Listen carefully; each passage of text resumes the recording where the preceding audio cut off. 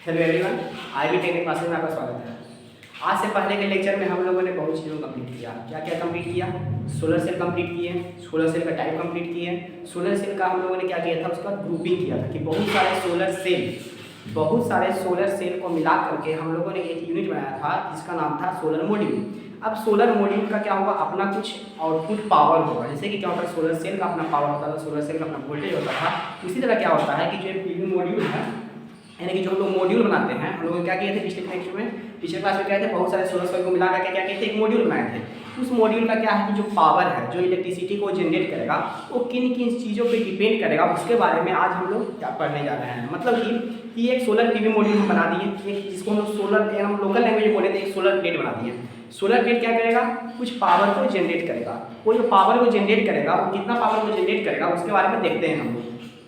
तो पावर जो जनरेट जो भी जनरेट करेगा वो किस चीज़ पे डिपेंड करेगा उसके बारे में हम लोग अभी देखते हैं। क्या पहले कि देखते हैं क्या कि जो पावर, हम मेरी टॉपिक है क्या, factors affecting the electricity generated by A solar PV module. यानी कि PV मॉड्यूल में जो पावर जनरेट हो रहा है वो किन किन फैक्टर्स पे डिपेंड करता है। सबसे पहला जो फैक्टर होता है वो होता है कन्वर्जन एफिशिएंसी। मतलब कि देखिए, जो सोलर सेल नहीं, जो PV मॉड्यूल है, वो PV मॉड्यूल क्या है, बहुत सारे सोलर सेल से मिलकर बना है। बहुत सारे सोलर सेल, 1 2 3 4, और बहुत सारे सोलर सेल जो नॉर्मली होते हैं वो क्या चीज में कनेक्टेड होते हैं, सीरीज में कनेक्टेड होते हैं जनरली।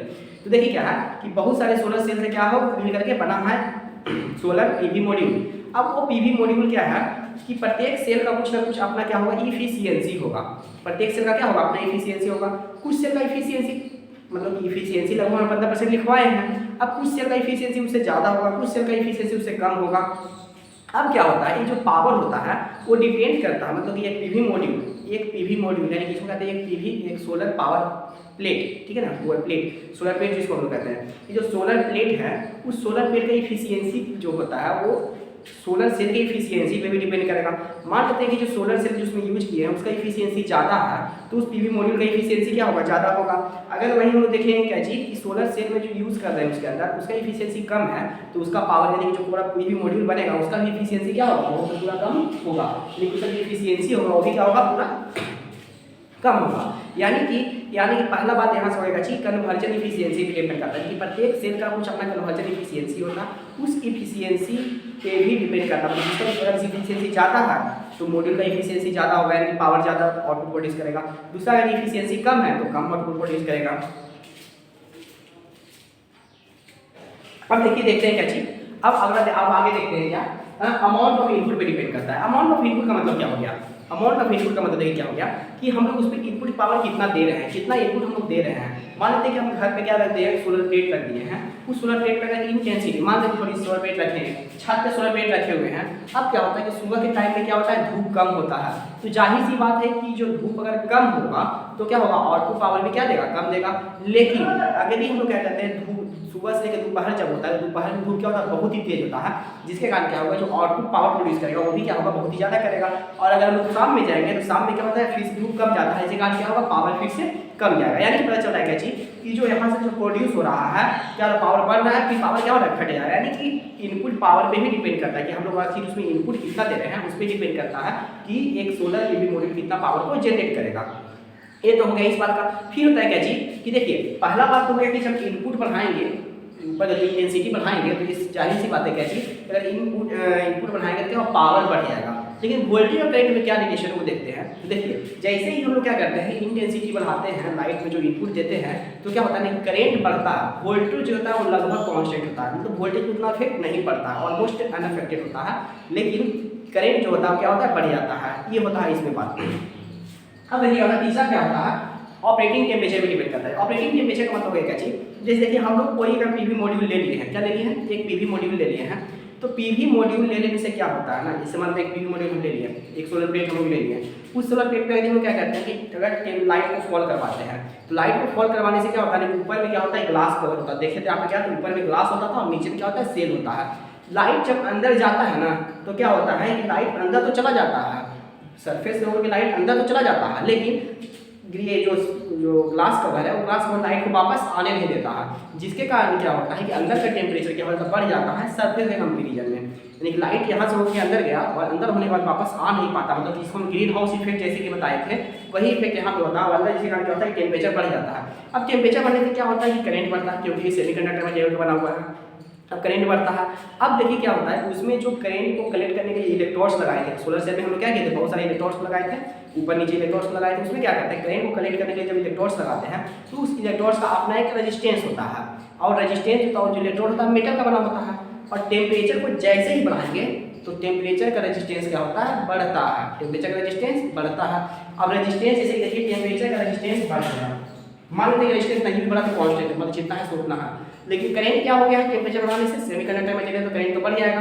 अब करंट बढ़ जाने से क्या होता है जो I² लॉस होता है ये I² लॉस होता है कमने लगता है, मतलब I² लॉस होने लगता है, जिसके कारण क्या होता है कि लॉसेज होने लगते हैं, और लॉसेज होने के कारण इफिशियंसी घटने लगता है।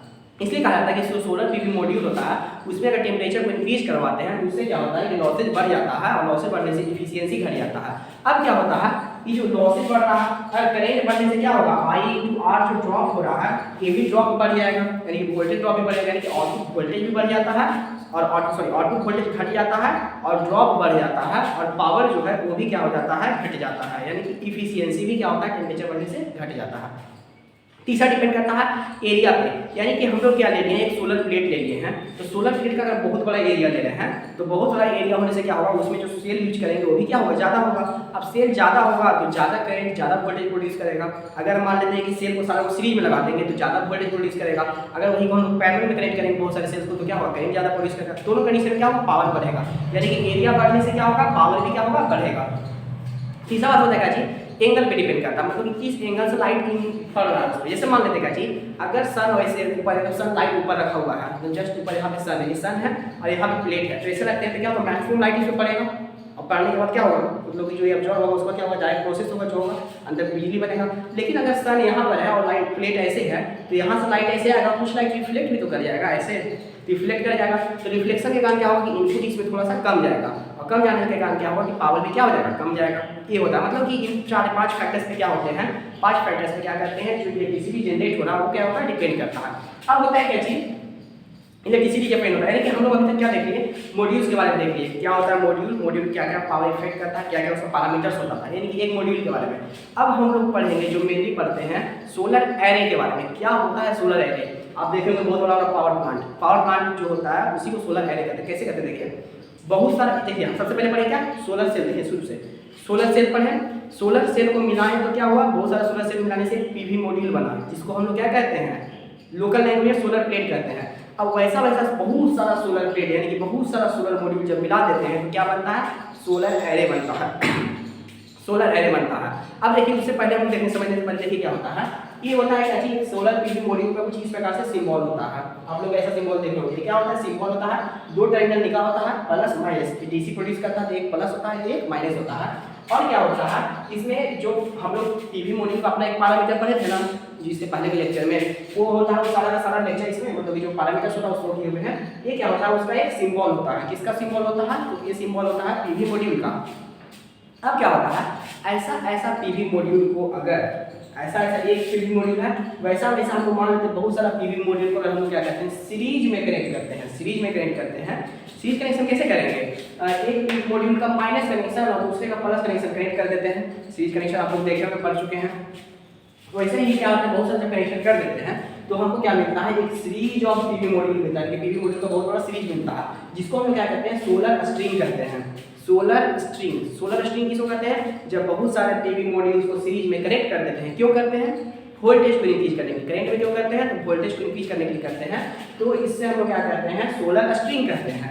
अब क्या होता है तो ये सोलर स्ट्रिंग हो गया सोलर स्ट्रिंग, ठीक है कंफ्यूज नहीं कीजिएगा। अब क्या है कि सोलर एरे क्या होता है, सोलर एरे क्या होता है कि जब बहुत सारे सोलर मॉड्यूल को या बहुत सारे सोलर स्ट्रिंग ऐसा सोलर स्ट्रिंग बहुत सारा मिल जाएगा उसको हम लोग या तो सीरीज में कनेक्ट करें या तो पैरेलल में कनेक्ट करें या तो सीरीज पैरेलल दोनों में कर दें या बहुत सारा स्ट्रिंग ही जो सोलर स्ट्रिंग ऐसा सपना है ऐसा ही बहुत सारा स्ट्रिंग को क्या करें या तो और पैरेलल में कनेक्ट कर दें या तो और सीरीज में, मतलब कैसा भी कनेक्शन चाहे वो सीरीज वो क्या होना चाहिए या तो सीरीज होना चाहिए या पैरेलल कनेक्शन होना चाहिए, यानी कि और बहुत सारे सोलर मॉड्यूल को जब हम लोग ऐसा कनेक्शन करते हैं तो क्या बनता है, सोलर एरे बनता है।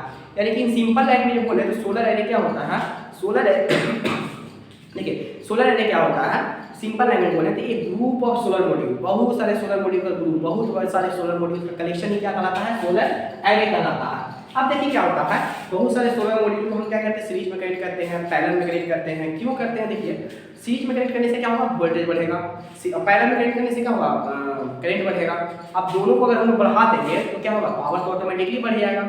यानी कि जो बहुत बड़ा वाला जो सोलर पावर प्लांट आप देखे होंगे वो क्या करता है, 1-2 वाट को जनरेट नहीं करता, आप सुनोगे वो मेगावाट में जनरेट करता है, किलोवाट में पावर को जनरेट करता है, कितना मेगावाट का पावर प्लांट है, ऐसा ऐसा सुने होंगे।